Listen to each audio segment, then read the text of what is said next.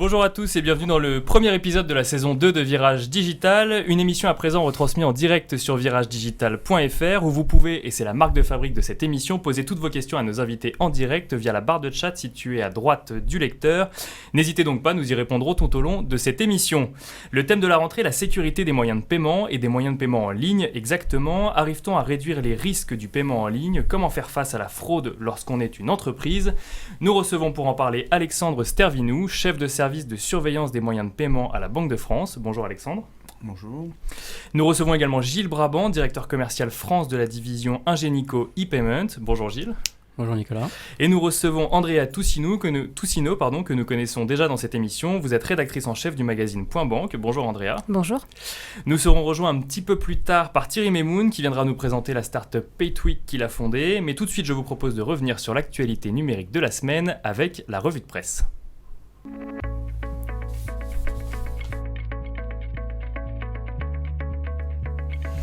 Le cloud public a le vent en poupe. Selon le cabinet d'études Gartner, le marché mondial du cloud public devrait croître de 17,2% en 2016. Il passerait ainsi de 178 milliards de dollars en 2015 à 208,6 milliards de dollars en 2016. Au sein de cette appellation large qu'est le cloud public, on distingue deux segments qui témoignent du dynamisme de ce marché. L'IaaS pour Infrastructure as a Service qui bondit de 42,8% sur l'année et le fameux SaaS, Software as a Service, qui reste le segment le plus important, totalisant 38,9 milliards de dollars en 2016. Un marché largement dominé par le cloud hybride qui combine cloud public et cloud privé, cloud hybride auquel nous avions consacré un numéro de Virage Digital en mars dernier.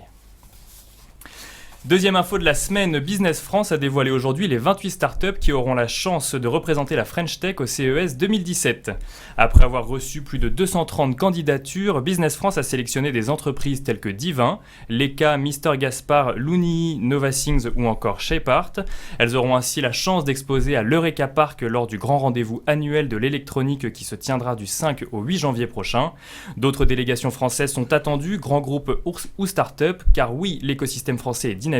Souvenez-vous, l'année dernière, nous étions le deuxième pays étranger qui présentait le plus de start-up au CES. Et enfin, dernière info de la semaine, toujours dans l'actualité start-up, Drust, que nous avions justement reçu dans cette émission pour parler du CES 2016, annonce une levée de fonds de 3 millions d'euros. Dans les investisseurs, on retrouve l'ADEME, BPI France, mais aussi la Massif, avec qui la start-up a signé un partenariat stratégique dans le but, je cite, d'accompagner son développement. Les entrepreneurs précisent que le projet n'est pas de créer une offre d'assurance connectée où le comportement des conducteurs serait scruté de près, mais plutôt de faire de la prévention grâce à ce boîtier auprès des assurés massifs. Quant à la levée de fonds, elle va servir à cette start-up à conquérir le marché européen dès 2017, à suivre donc dans quelques mois. Voilà, il est temps de passer à la deuxième partie de cette émission, le débat.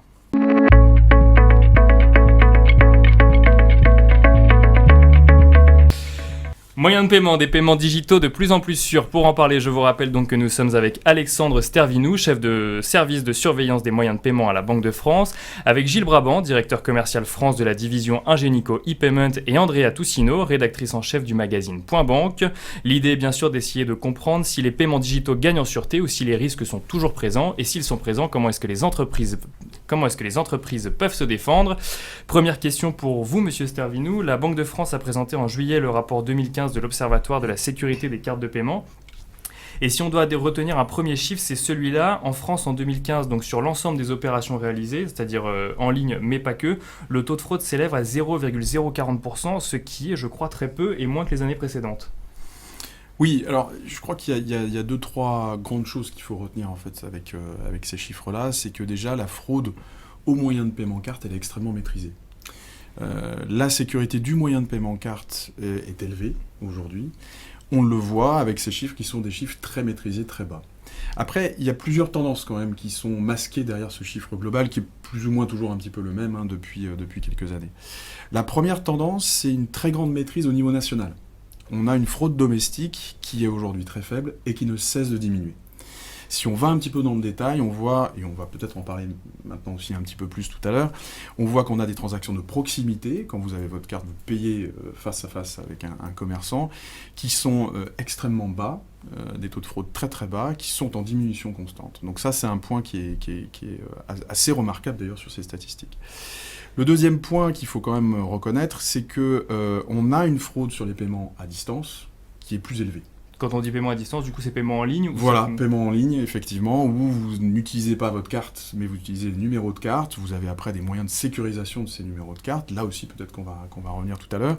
Mais clairement, on voit bien que même si ces transactions aujourd'hui représentent à peu près 12% des paiements par carte au total, malheureusement, la fraude, elle, c'est les 2/3, 66%. Donc si je comprends bien, en fait, les pirates auraient laissé tomber le côté traditionnel du paiement pour se concentrer sur Internet, même si ça reste un montant qui est assez faible en France. Absolument, ça c'est une réalité, c'est la tendance depuis plusieurs années. Alors, on ne laisse pas faire ce phénomène-là, bien sûr, mais c'est la tendance. On a une fraude de proximité qui est très maîtrisée, et malheureusement des pirates qui vont sur la fraude en ligne. Donc il a fallu d'ailleurs sécuriser ces aspects-là.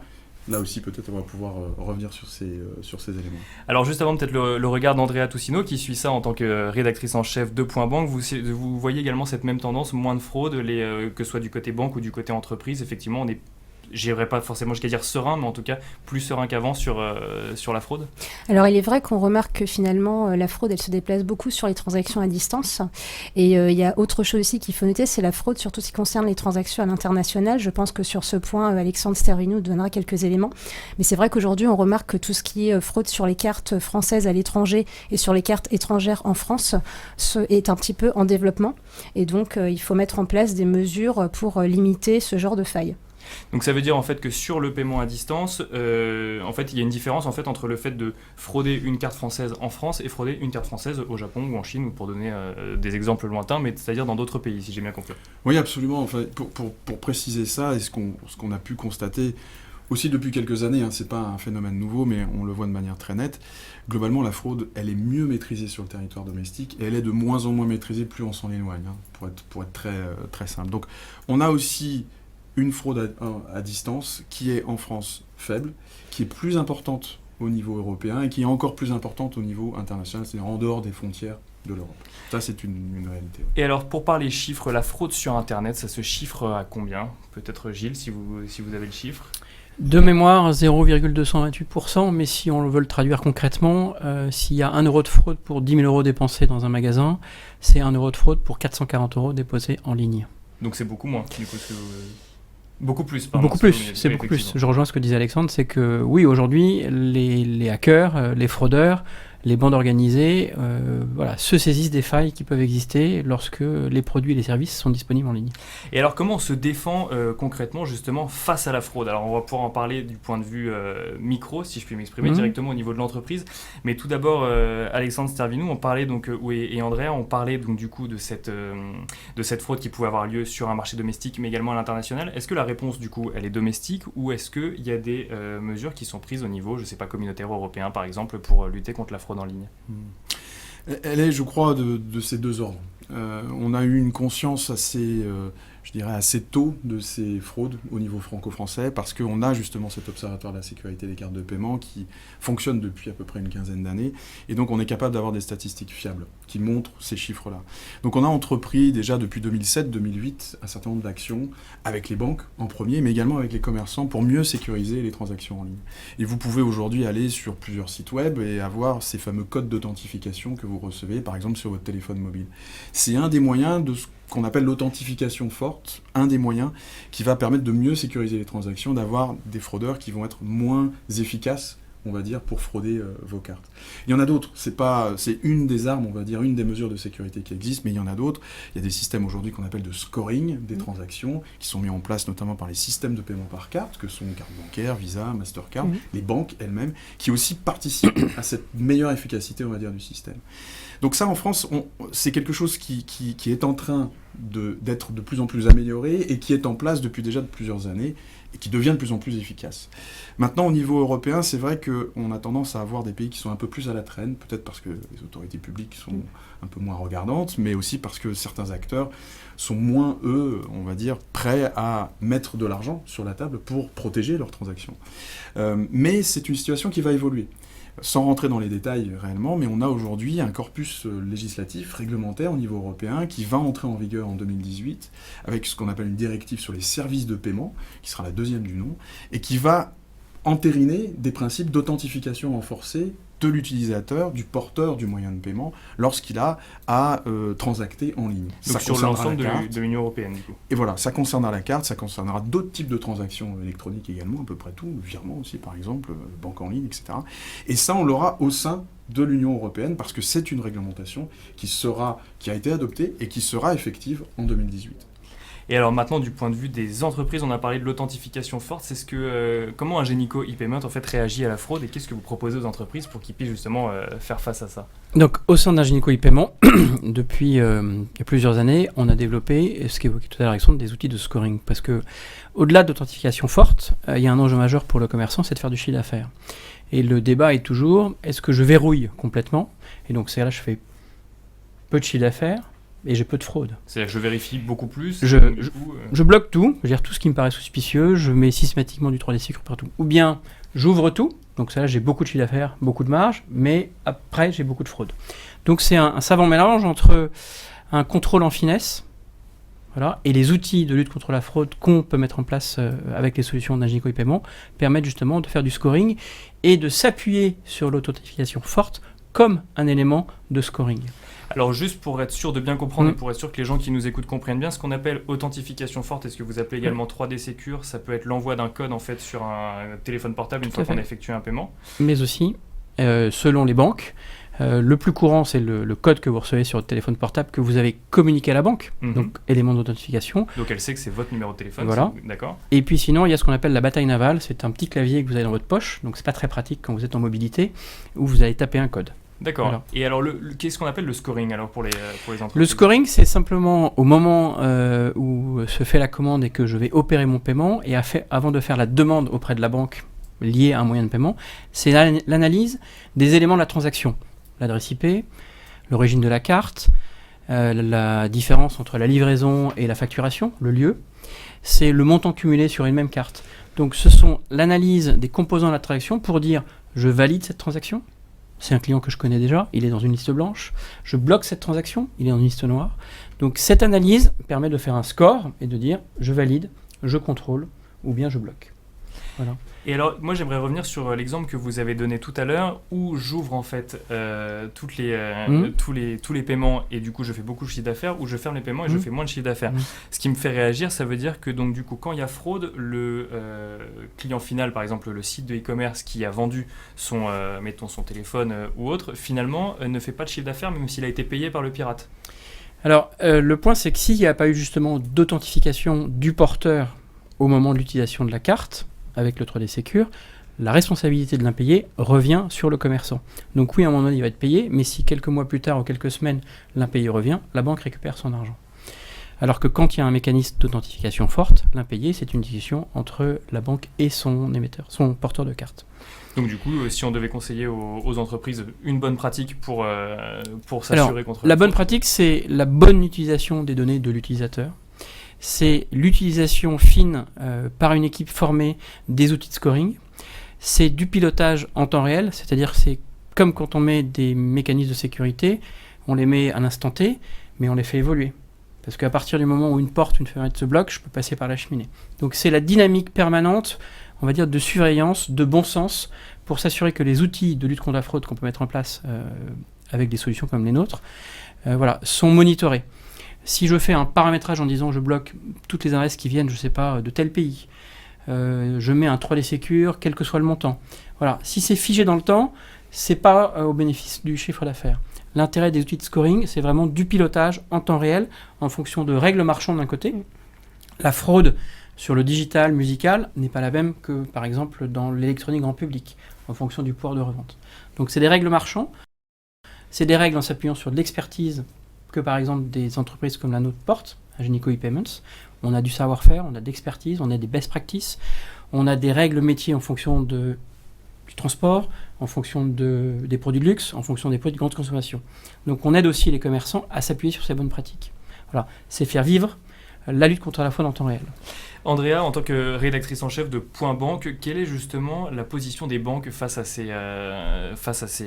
grands enjeux finalement, parce que c'est finalement elles qui sont d'un côté les garants du paiement, et c'est d'un autre côté vers elles que vont se retourner et consommateurs et entreprises le jour où il y a effectivement une fraude constatée. Je pense que toutes les banques ont compris l'enjeu que représente la sécurité au niveau des paiements et notamment dans le développement des nouveaux moyens de paiement, que ce soit en ligne ou via mobile.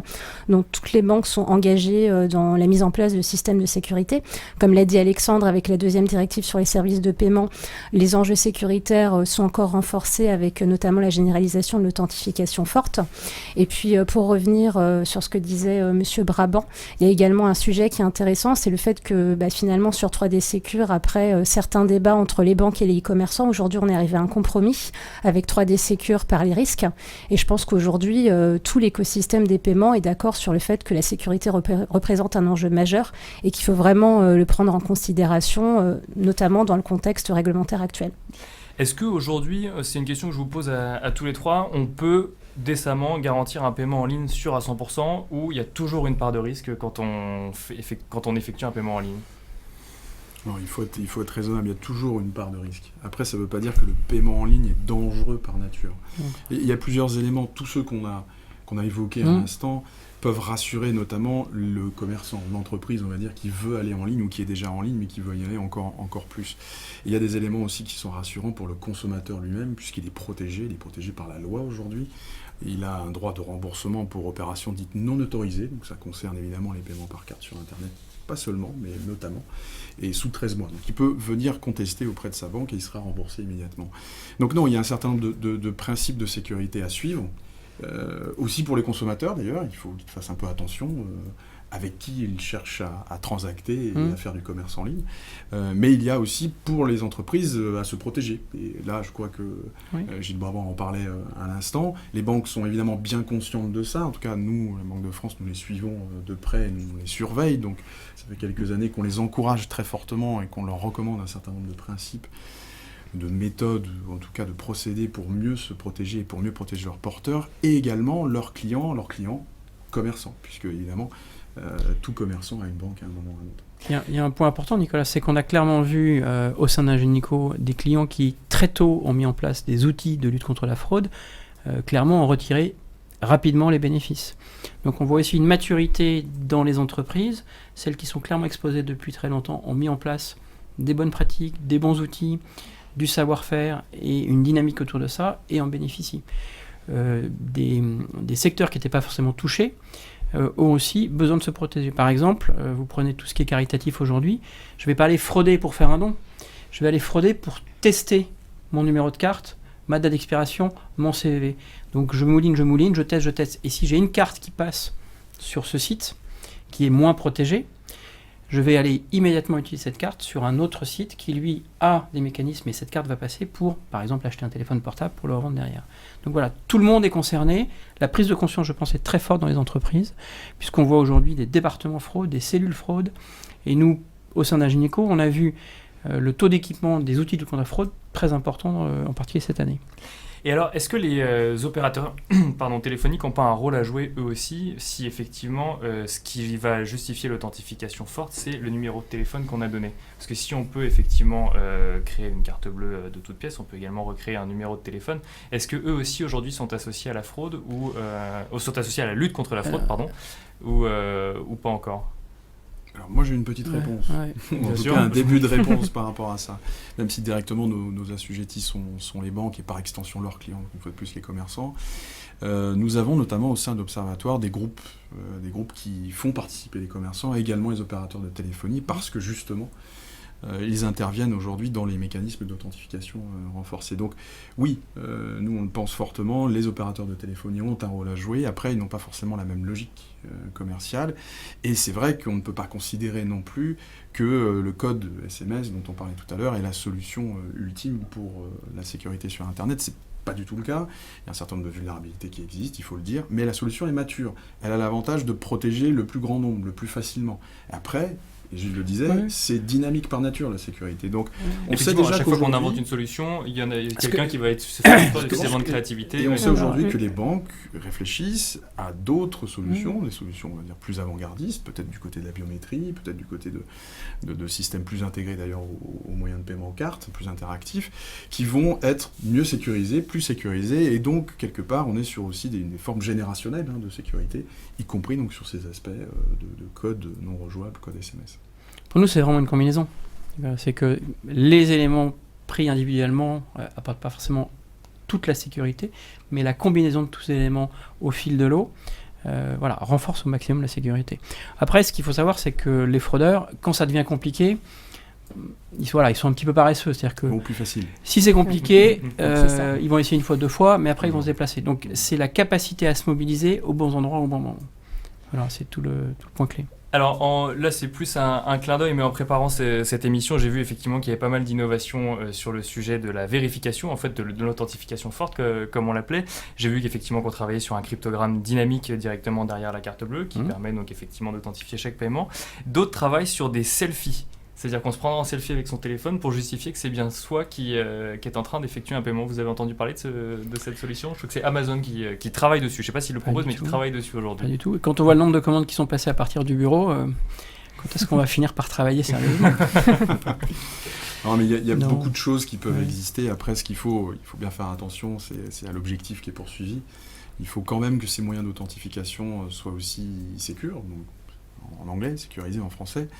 Donc aujourd'hui, en tout cas nous c'est notre vœu, c'est que tous ces éléments-là soient quand même clairement analysés, qu'il y ait des analyses de risque, qu'il y ait des référentiels aussi de sécurité qui soient mis en place et que l'on sache quels sont les risques résiduels qui traînent autour. Effectivement, l'authentification c'est un des éléments, d'une transaction, de la sécurité d'une transaction, mais si cet élément-là on cherche un petit peu à l'affaiblir, si on met quelque chose qui est plus de l'ordre du gadget, finalement on ne gagne rien et au contraire on crée une porte pour les fraudeurs qui encore une fois vont toujours au plus facile.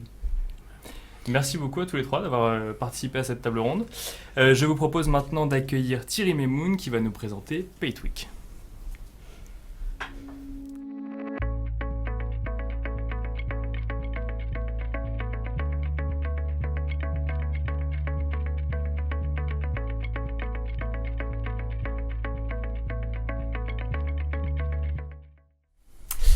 Alors, le pitch de la semaine aujourd'hui, c'est avec Thierry Memoun. Thierry Memoun qui est venu nous présenter PayTweak. Bonjour Thierry. Bonjour Nicolas. Alors, PayTweak, est-ce que vous pouvez nous expliquer ce que c'est, tout simplement? Alors, PayTweak, c'est une start-up de la FinTech, une start-up française, qui a développé sa propre technologie pour déclencher des encaissements à distance, par email, par SMS, par QR code, sur les messageries instantanées, sur les réseaux sociaux. Et c'est une start-up qui, à la différence de ses estimés confrères de la FinTech, vient en complément de la banque traditionnelle et des prestataires de services de paiement. Et alors, comment ça fonctionne concrètement? C'est-à-dire qu'on envoie un SMS et finalement, ça vaut paiement. C'est-à-dire que dans ce SMS, il y a quoi? Il y a des données bancaires ou c'est... non, il n'y a aucune donnée bancaire. Aucune donnée bancaire, très bien. Pas de fraude, du coup, enfin, du moins... Non, pas de fraude, justement. Pas de risque. Moi, j'écoute. J'écoute avec attention. Je sais. En fait, si vous voulez, on va faire un use case. Imaginez que vous soyez un hôtelier et que vous soyez en ligne au téléphone avec votre client. Vous voulez prendre une commande, une réservation. Alors, vous allez pouvoir envoyer à ce client, tandis que vous restez en conversation, un email ou un texto dans lequel PayTweak aura généré un lien de paiement ultra sécurisé. Donc la personne reçoit ce lien, elle va pouvoir cliquer, et au moment où elle clique sur ce lien, PayTweak va venir chercher le client et va l'escorter, donc avec tout un process de sécurité, directement vers les guichets de votre banque. Et là, votre client va pouvoir vous régler directement à la banque, sans intermédiaire, sans commission, directement sur votre compte bancaire. C'est-à-dire que très concrètement, moi en tant qu'utilisateur, je vais envoyer un mail et ça va valoir paiement directement ou il va falloir ensuite que j'effectue le paiement dans un second temps? Oui, je vais vous envoyer un email. Dans cet email, il y aura un lien, vous allez cliquer dessus et là, vous allez être redirigé soit vers un Genico e-Payments, vers une banque où vous allez pouvoir rentrer votre numéro de carte bancaire. D'accord. Et donc, vous allez pouvoir faire le paiement et moi, qui suis encore au bout du fil de l'autre côté, je vais être instantanément notifié de ce paiement et je vais pouvoir déclencher la commande. C'est derrière en fait le produit, il y a une histoire entrepreneuriale, ça existe depuis combien de temps? Alors, PayTwig, c'est une solution qui portait pas le même nom, qui a été créée en 2014. En 2015, on a créé la société, donc engagé des développeurs, et on a lancé le produit début 2016. Et c'est une start-up en forte croissance, on peut le dire aujourd'hui, parce qu'on a pas mal de succès. Et alors, vous avez entendu le débat qui nous a Bien sûr. animé juste avant sur la fraude. J'imagine qu'avec PayTwig, est-ce qu'on réduit la possibilité de fraude avec PayTwig? Effectivement, parce que PayTwig, c'est une start-up, donc c'est un service de paiement qui vient top of payment, c'est-à-dire avant la banque ou avant le prestataire de service de paiement. Et là aussi, dans nos process, on va effectuer, comme l'expliquait très bien Gilles, tout un process de scoring, donc avant de renvoyer la personne vers le prestataire de paiement ou vers la banque. Donc il y aura déjà eu une étape supplémentaire avant... Donc on a déjà identifié en fait la personne avant de l'envoyer. Ouais. D'accord. Voilà. Messieurs, un petit mot peut-être sur PayTwig. Je ne sais pas si vous connaissiez, si vous... Alors nous, on se connaissait. Oui, on se connaît, oui. Parce que c'est dans la chaîne de valeur. Pour nous, ce qui est très important, c'est encore une fois s'assurer que le commerçant peut bien faire son métier. Le job du commerçant, c'est pas d'investir beaucoup d'argent, beaucoup d'énergie sur ces éléments-là. C'est avoir des beaux produits, bien les mettre en avant, bien connaître ses consommateurs, bien communiquer avec eux. Et puis cette chaîne de paiement, elle doit être innovante, elle doit être sécurisée, mais elle doit être totalement indolore pour le commerçant. Au final, son job, c'est quand même de faire du chiffre d'affaires, voilà, d'avoir une bonne rentabilité, de pouvoir embaucher, développer son business. Donc c'est toutes ces initiatives auxquelles des grands acteurs industriels comme nous, Ingenico e-Paiement, sommes associés, qui font qu'au final, on va aller satisfaire les différents besoins des commerçants. Et pour moi, c'est en ce sens que je trouve que toutes ces innovations sont clés, quoi. Alexandre, vous qui écoutiez ça avec intérêt. Et que je découvre, Et que parce vous- qu'on ne se vous connaît pas, découvrez. donc j'ai un avis neutre, Pas forcément, encore. par définition. Non, mais moi je trouve que, et je rebondis réellement sur ce que Gilles dit à l'instant, toute innovation est positive, et notamment dans le domaine de la sécurité. Il faut innover, il faut que ça foisonne, il faut trouver les moyens aussi de rendre ces paiements à la fois sûrs et efficaces, au sens efficient d'ailleurs, Tout à terme fait. aussi anglais, donc pour que toutes ces transactions soient fluidifiées. Après nous, on poursuit un objectif en tant que Banque Centrale de France, c'est que ces paiements au sens large soient sécurisés. Donc bien sûr, voilà, si l'objectif est poursuivi notamment par des startups de la fintech aujourd'hui, c'est très bien, il faut les encourager. Start-up française. Start-up française Ah, de la il faut- fintech. Il faut contrôler avec finesse et verrouiller avec efficacité. Voilà, et ce sera le mot de la fin. Merci beaucoup. Thierry, les coordonnées de PayTwig vont s'afficher à l'écran si vous avez convaincu des décideurs informatiques ou autres qui nous regardent. Qui n'hésite pas. Merci à tous les trois d'avoir participé à cette émission. Merci également à André Atossino qui nous a quittés pour laisser la place du coup à Thierry Memoun. Merci à vous d'avoir suivi Virage Digital. Retrouvez dès demain le replay sur viragedigital.fr, sur IT for Business, sur ZDNet, sur PC Expert et sur Silicon. Pour ceux qui voudraient nous écouter en voiture ou dans les transports, n'hésitez pas à télécharger le podcast de l'émission sur l'iTunes Store. Je vous donne rendez-vous la semaine prochaine à 18h en direct pour parler cette fois-ci des liens entre le big data et le secteur du tourisme. À la semaine prochaine.